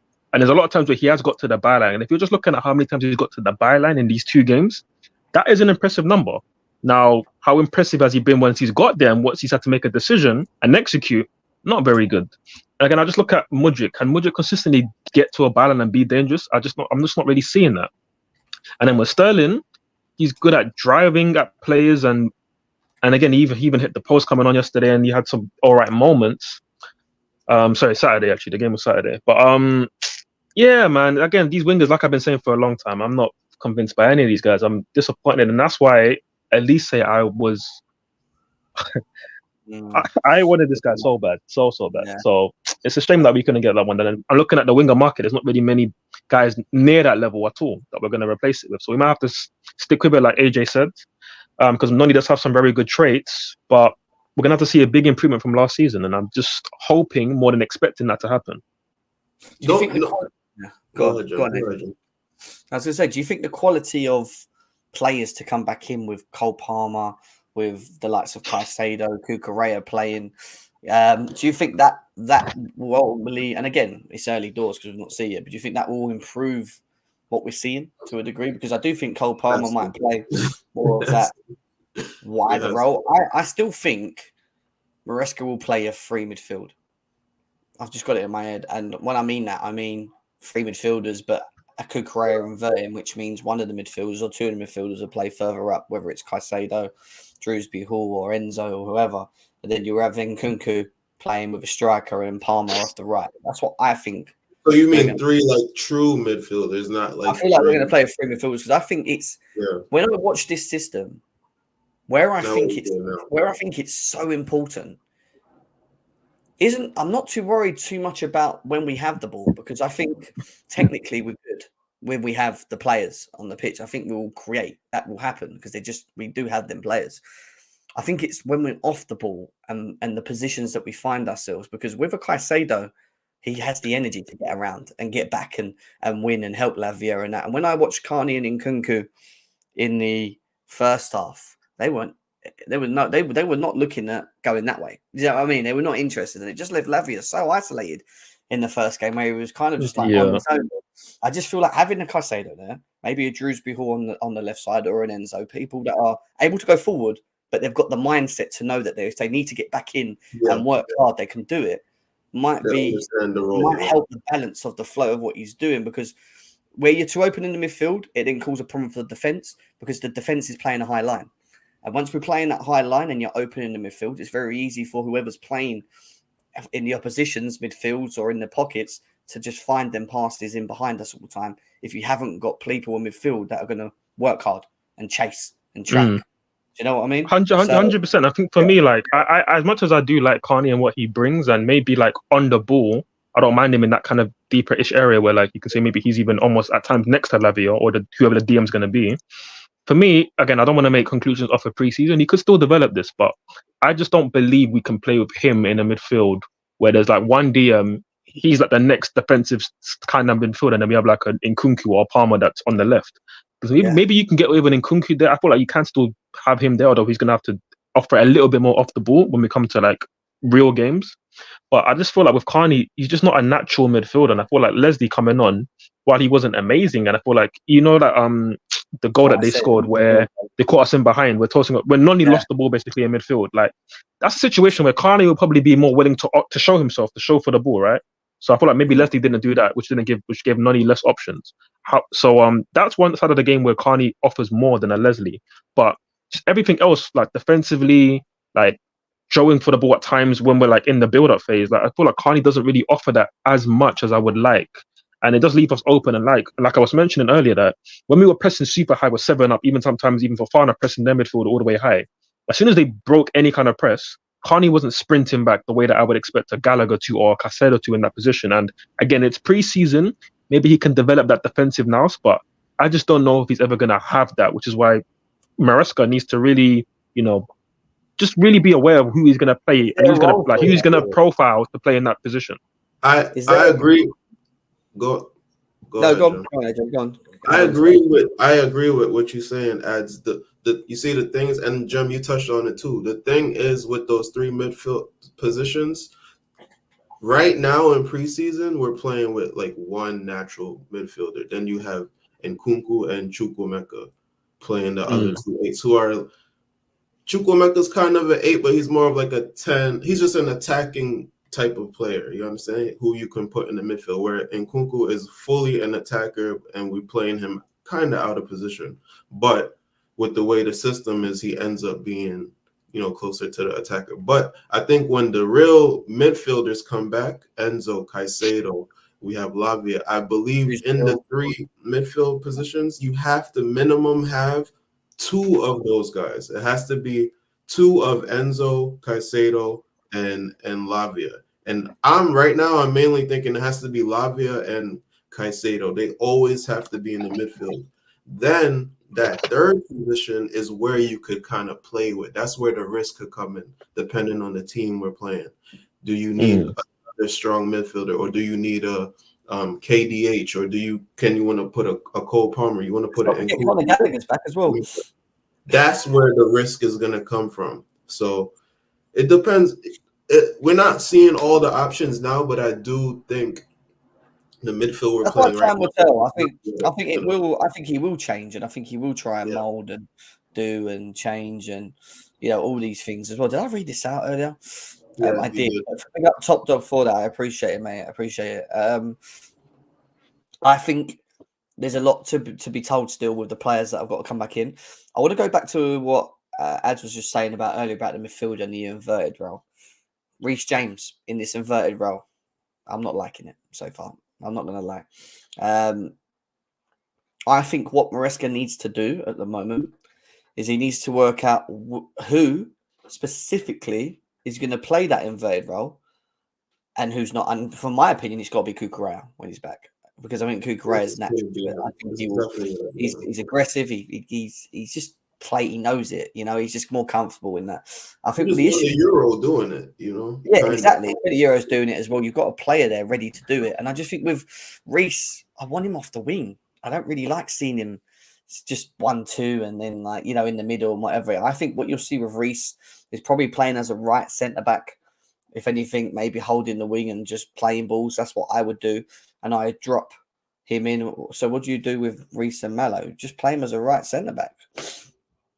Or use them to positions where they can actually play the balls down the wings. I want him to be on the wings, really. And then if he's going down the route of 3-2-2, 3-2-2-2-1, whatever, which we were talking about earlier, then it's going to leave us very narrow until we get to the forward line where you'll have your wingers potentially. But sometimes I fullbacks to still occupy that space because it's I don't know. So this is some of the things where I look at Maresca and I'm like, you've got the players to use your wings as well from a fullback. Yeah, and that's what he didn't have at Leicester. He didn't have a Reece James level operator on the wings to go forward from fullback, or a Gusto level operator. Yeah. So while in the system, absolutely it makes sense for Cucurella to be the inverter. You have to find a way to get the best out of Reece James, and so far he's identified him being good as an inverter potentially. Again, he's been kind of tight-lipped with most of what he's been doing behind closed doors, but he said that Reece James has impressed him a lot inverting, as has Gusto. And I see what Reece James can bring, especially because, again, this is only preseason. He's somebody that is obviously struggling for fitness, like more than most. So I think he can offer some better things than what we've seen there. But in terms of getting the best out of Reece James, no, I agree with you, Jim, that I would prefer to see him as like a right centre-back in our build-up. But then when we get to the middle third and then eventually the final third, we have to find a way to release him from right centre-back and allow him to, at times, time and overlap, or at least be like almost like I find himself in like a right centre-mid, but like kind of right midish that kind of position where he can join in the attack, but maybe either invert off the wing or just be on the wing. We have to find a way for him to be able to affect the game like that, because again, we kind of like goals in this team, and he's somebody who can provide us goals and assists. So we need to find a way to do that with him being starting in right centre back, but then also not be open, because we can't have him be forward, our left back be inverted into midfield, and then we have only 2 at the back. We can't do that. So you have to find a way to adapt the system, which he's obviously had from Leicester, but adapt it to these players, because we can't leave Reece James on the halfway line for the whole game. It would make no sense. I don't see why we gotta have a plan. We have to have a plan B. My bad, John. We have to have a plan B. It can't just be this, and for the past couple of seasons, we've really only had like one way of playing, and we have to have a plan B, and I hope Maresca has a plan B, because this is not going to work all the time, especially the narrowness of the team. So I hope that he's really working on a plan B, because if we hit game 4 and somebody has a game plan for us. What are we going to do? The plan B has to be being worked on right now, and that includes wide play. Yeah, no plan B. I mean, listen, no plan B. I'm just saying what I think. And I agree with Ed's what he said. I think we have to find a way where you can play Reece in that right, right fullback role, fine, when we have Cucurella inverting, but also being able to be a bit more effective off the right, but further up the pitch. And I think you can do that if you have Cucurella and Lavia inverted in the middle anyway, because they can do that when the ball goes wide, if that makes sense. And then that will allow Reece James to get back in position and things like that. So it's like, it just depends how busy the middle is against it. Just to add quickly, Jem, to your point, though, we did see a little bit of that at the end of the season with Poch, where it was the Brighton game, especially away from home, where Cucurella was kind of inverted. But then also there was times where Gusto would invert, but then also find moments to overlap. So like, you can do it with these players. It just has to be at the right moments. And even when doing that, sometimes Caicedo would then drop into like a right centre back role just in the build up. So like, it's possible, but you just have to find the right times to do it. But again, I don't know. Maybe Carter being a bit facetious, but maybe what he's hinting at is the fact that we have to try and perfect Plan A. And I'm not mad at us trying to put a lot of work into trying to get Plan A working, because he's just been here 16, 17 days. So you have to do our best at making Plan A work. But my biggest thing with Maresca is that what I need him to do is to be a much better problem solver than Poch, because Poch, when it came to problem solving with the team, he took way too long to solve situations that we saw as an issue early in the season. It's too early in the season. So if Maresca can do that over the season, then of course we'll give him time. We'll be happy. We'll be able to take some of the licks that we may get in the early part of the season. But as long as he can change things once we see things that are wrong, then that's the sign of a really good coach. So is that Reece James, number 24? It is, yeah? In the middle? Yeah. Right. So you see here, right? So we get the ball here, right? And Reece James receives the ball here, and he's comfortable receiving the ball because he can play one here. Now, where I would prefer Cucurella to do that, personally, and get the ball in here. Listen, this is good direct balls. This is good positions. Listen, we've got numbers up the pitch, people filling in the pockets. It wipes out their line of midfield. It's a good pass into the middle. Once we get to here is where I want, rather than Wesley Fofana being in, is where I want Reece James to be. So that he's working his way up to the halfway line with Noni, so that when Nodi's coming, he can then track back.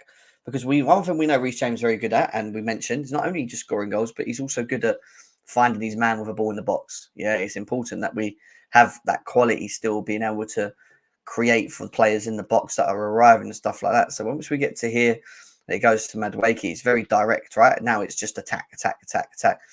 Madueke cuts inside, plays it. Good little movement. I think it's Carney there. Good little movement from Carney there. Yeah. And then we find ourselves, and then we get ourselves into another position where Reece James, again, drops here, right? He receives the ball, turns, plays it into Lavia. And then this is the thing for me, right? This is the problem for me. Is I get the whole inverted thing. I just don't like Cole being the left back option. Does that make sense? So, I want a natural fullback there because, once we get to here, I want someone that's going to be able to receive the ball and carry the ball. So, where I would move Reece James and put him back here, I'd put Cucurella here and I'd put Lavia here and I'd have Caicedo further forward. So you just want to start with a traditional back four and then just either the right back or the left back become the third center back. That's really what you want. Yeah, pretty much. I don't Which know makes sense in terms of how it'll flow. Here, right? He's gone with the player, right? That's all good and stuff, right? But then look at how they mucked up there.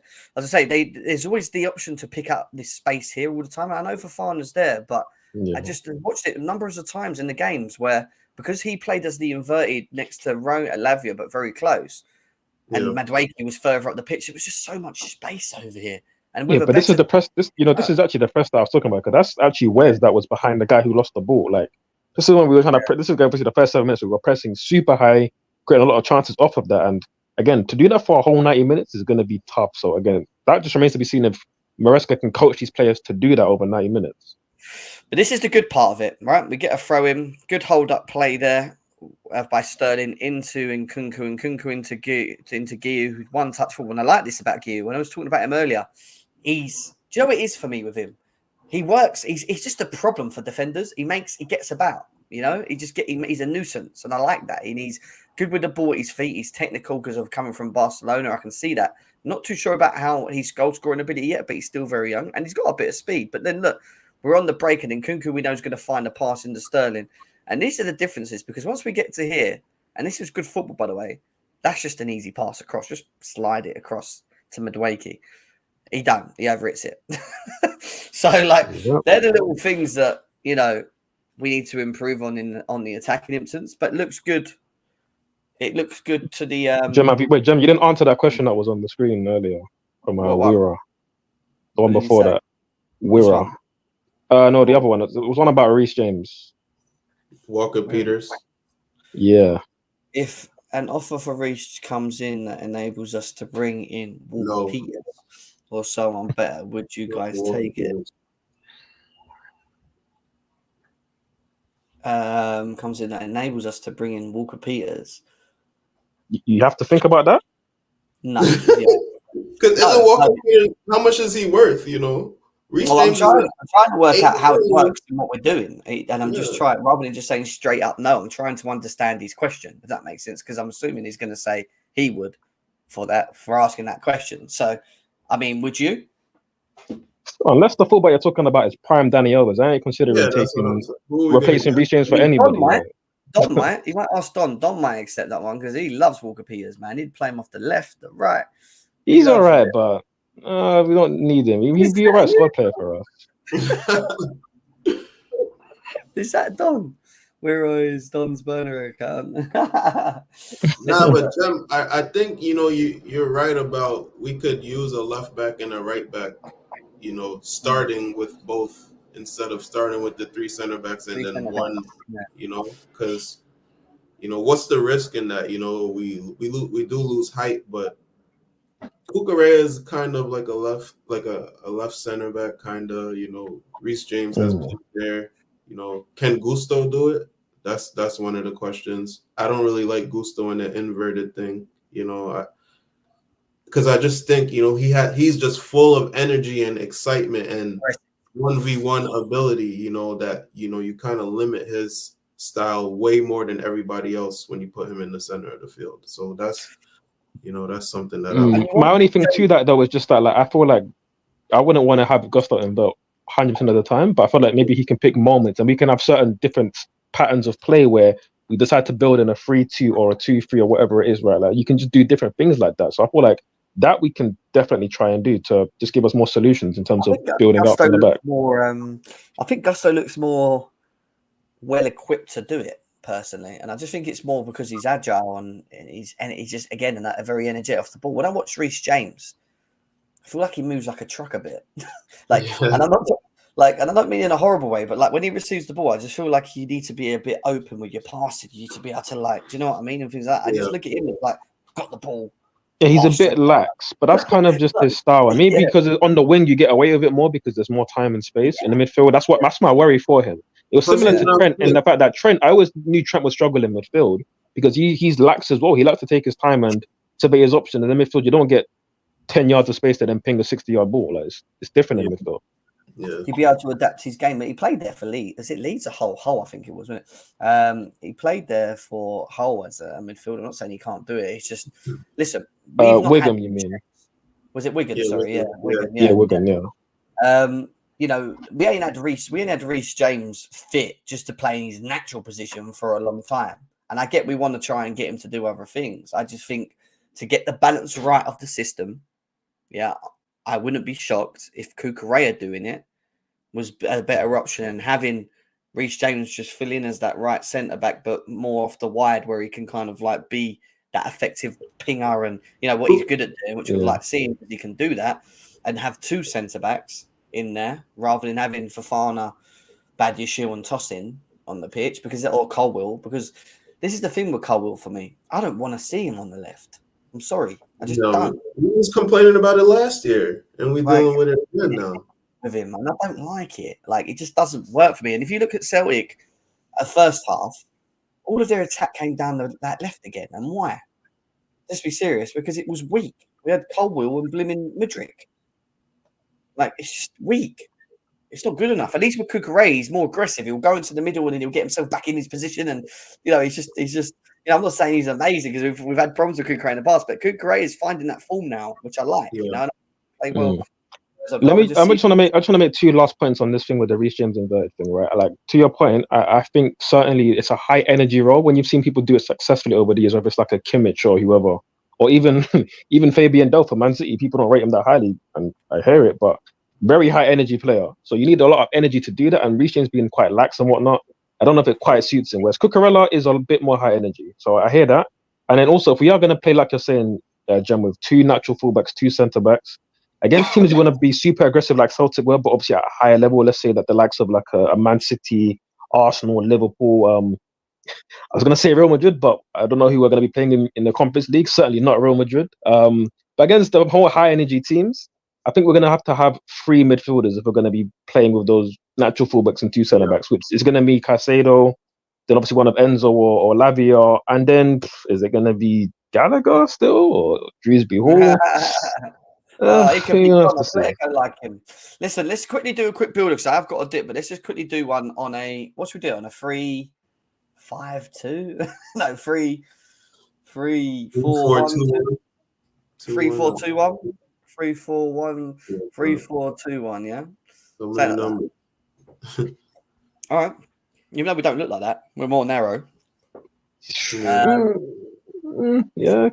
We were kind of like this for most of the game, to be fair, because Reece James is basically like the right DM. So, yeah. Do you see this Jorgensen coming in and playing for us straight away? Is he even on it? Yeah, he is. I've never seen one clip of this guy. I need to look.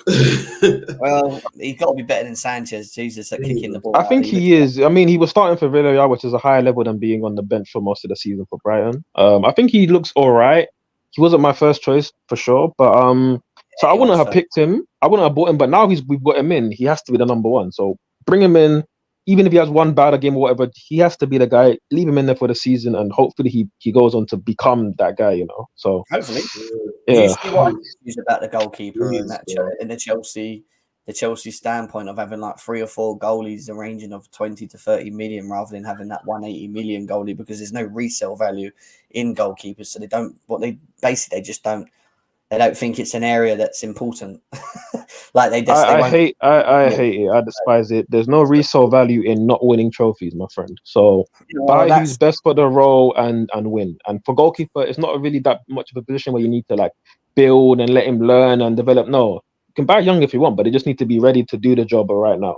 Simple as that. And the goalkeeper situation has been giving me PTSD since Kepa, bro. Like, I don't know, that transfer has just changed the trajectory of our goalkeepers, because we used to have top goalkeepers. I don't think we're ever going to, from what I've heard, I don't think we're ever going to spend that kind of money, because they don't think that spending 80 million on a goalie looks good on the books, number one, but number two, there's no resale value in them. So, but I don't get why that matters when you're winning trophies, because the money you win from winning trophies will cover it eventually anyway. So like, it's a weird way of thinking. Just the same that we decided to do that on somebody who's relatively unproven. Like if you went and spent 70 million on a Maignan or a Colbell, who or Oblak in his prime, okay, at least it would have made more sense because they were in their prime. But you didn't. You spent it on a young goalkeeper who's unproven and small. And what's he gone on to do? He's gone on to be very flimsy for us. So I hate these short goalies, bro. I don't like these short goalies, man. Jorgensen's only like 6'2" himself. Jorgensen's only just about 6'3" himself, which is slightly on the smaller side. So maybe our goalkeeping department can improve him. Maybe he gets better at the club. Maybe we eliminate him having to do as much in games. I don't know. I hope so. We'll see. I hope he becomes world class. Let me just put that out there. I hope he becomes world class. That's what I want. So what's your back three, guys? What we're doing here? Because obviously we talk about Cucurella playing as an inverted fullback. So what we doing here? Are we playing out of the three? I think for me it's just flick a coin in here at the moment on these lot. So we're basically saying for the start of the season against Man City and Wolves, basically. Oh man, this lineup. It's stressful already. Yeah. Okay. Well, so let's start with the middle then. Who starts in the middle of it? Fofana? No, not Fofana. Tosin or? I want to see Tosin in the middle. Have we seen that yet? No, he's been mainly on the right. Yeah, he's been on the But right. that's because we've been inverting the right fullback. So if Cucurella comes back and we're inverting the left, then Tosin would naturally move across probably to the middle. I want to see So Tosin in the middle. I think yeah, tossing in the middle is the right thing to do. I don't want to see Disassi there. Disassi might be another No, option. yeah. In, I mean, I would have gone Trev, but obviously he's not in the equation right now, yes, clearly. So that's what I it's was gonna going to have to say. be Tosin at this point. Yes. We So have who to do you depend on Tosin for a lot, I feel like, I just want to put that out there. So are we agreeing that Reece James plays there? Yeah. Well, Gusto for now, because obviously Reece is banned in it, so Yeah, Reece Oh is yeah. banned. Go ahead. gonna Yeah, be 3 Gus to games, start the too. season. Not no joke, man. I don't mind Didn't Gusto he there. already miss one? So was it like 2 games now, right? Or I'm not even forgot that. sure. He misses 4 Or was games. it? Four. Are you Oh, freaking wow. serious? 4 He games? misses four games, Wow. mate. He said he misses 4 games. Wow. Yeah. Oh, because he got 2 reds in the season, innit? Oh, that's stupid, Yeah. man. And it was That's some bad, no. stupid red, too, bro. Yeah. So are we happy to seeing you guys are hitching your wagon on tossing? Oh, couch. We have to choose of what we got, mate. So don't make this a whole thing of we just like putting our hopes on one defender. We want to put the saucy there, like, what are we doing? Coach, you're overreacting. Couch, you're overreacting, man. Listen, gonna have to be Tosin, man, unfortunately. Do you know what? I don't think he will play Gusto there. I'm not going to lie, because I actually think James can play in that right centre back role. I don't think I can't get out of this. What's going on? He needs to give it a try. He needs to get the next game. Who we But playing? Gusto's only there for the build up, because otherwise you're gonna be basically playing the Sarsi there or Fofana, and then they're gonna be right back, just like you don't like Colwell left back. It's gonna be that. So I feel like for me, I'd rather just play Gusto there. Yeah, Obviously, just the build up, and then defensively we defend in a fullback. Yeah. So who do you play next to Tosin then? Who's your got Fofana? Well, for me, it needs to be a left footer, and I prefer Colwell to Obadi at this stage. But again, I'm looking at both closely. Both need to do a lot more to like improve their stock at this club. But Yes, I will still go with Colwell at this point. Jesus Christ, we got. It's stressful, I really bro. don't like our defenders, man. What about? I mean, it's no Fofana, yeah. No Fofana in the team. No, he's got a lot of work to do to build up his fitness. Yeah. He needs to earn it. He needs to earn it. All right. So who's playing in the middle then? We're going for Lavia Caicedo. No. Well, no, we have to have our left back. So obviously, between Cucurella and obviously Vega, we'll see how he does in the next few weeks. But yeah, Cucurella to start, I guess. So. Gray and Lavia in the middle. Would you be happy with that? Do you think that could be quite good? To be fair, be aggressive. I think it will be Fernandez. I think it will be Fernandez to start the season. I think it's because the lineup is not exactly what it. Enzo Fernandez. Yep, as the DM, because again that was the role that Winks played. Like, so this is we're talking about in possession. We're talking about in possession, basically, our formation. Well, you think Enzo will play here? Really? No, I'm saying Enzo will play where Lavia. I don't think Lavia is going to start the season, to be honest. I think it's going to be Enzo that will start there. Obviously, and then Cucurella still inverting. Because again, we're just talking about in possession. So I don't want people getting in their heads, because I'm going to probably put Caicedo right forward. He's not actually right forward. But like, we're talking about just in possession. Yeah. Like, I think it's going to be kind of this, basically. And then who's on the left? Well, whoever the left winger is, which is flipping Sterling, Modric, Tariq George. Tariq George. It's gonna have to be Sterling at this point, but I wanted a winger here, man. He ain't looking like buying one, unfortunately. Okay, interesting. And then, so you guys saw where Carney was playing, right? Carney, if you looked at his heat map, was basically right forward. Obviously, when we're defending, he's a bit more defensive. And I'm not saying Caicedo is going to spend the whole game as a right forward. It's just the two in the middle is going to be like Enzo and Cucurella. And then the box-to-box midfielder, which again is like a role that Gallagher played a lot last season. I think it's going to be maybe Caicedo having more of that role. Again, it could be Enzo. Again, we'll see how Maresca profiles the both of them, because they can both play both roles, really. But maybe it's going to be Enzo to start deeper and Caicedo ahead. But I guess we're going to have to see. But for me, if we're looking at it like this, Enzo's going to be the deeper one, and then Caicedo's going to be basically right forward. Okay. And then right mid is going to be whoever our right winger is, which is going to be, I mean, I'm going to go Palmer, actually. Yeah, Palmer, not Noni. Palmer. Yeah. Palmer, and then I'm going to say Nkunku. How about you guys? So you swap Palmer and Caicedo, even though this was kind of mad, but it's kind of what the shape is, basically. And then... yeah, strikers, well, obviously, when you got one senior striker in it, so yeah. Jackson's going to play in. Let's be serious. So only senior striker we got. Jesus Christ, So you yeah, don't look that much different to but last obviously if season. you go back to like a 4-4-1-1, which is kind of what the shape's going to be off the ball basically. Yeah. Because then it'll be 4-4. Cucurella back at left back. Yeah, 4-4-1-1 or 4-2-3-1, just anything with like. Yeah, basically that. So then obviously Cucurella will go back to left back, Gusto right back. Enzo will then be right centre mid. Oh, sorry, left centre mid. Caicedo will be right centre mid. And then obviously Sterling off the left, Palmer right, and Nkunku in the middle behind Jackson. So that's what will be like off the wall basically. So yeah, obviously that looks a lot more orthodox. Again, we'll see between Enzo and Caicedo who's going to be sort of like the deep line playmaker, because Caicedo showed he could do that for us last season. But then if you look at who's going to have more energy to do the box to box role, you would say Caicedo kind of suits that more as well. So potentially a Lavia Caicedo pivot could make a lot more sense than the Enzo Caicedo pivot. We just have to wait and see how it plays out. But you see, the thing with this pivot and this system is they're way closer, and I do think that can assist Enzo and Caicedo, because in the few instances we saw last year when they played well together, they were actually close to each other. And in this system, we're so narrow where they can use their intelligence to actually make something work. But I do also think that we're going to see a lot of Lavia and Caicedo in the same team. I would be more inclined to think that this is going to happen. I don't know why. I think we're going to have. I keep saying that. I think we're going to have a 3-man midfield, and I think it's going to be like that. Weirdly enough, and then but then the width there's no width in this team. Everybody wants to cut inside.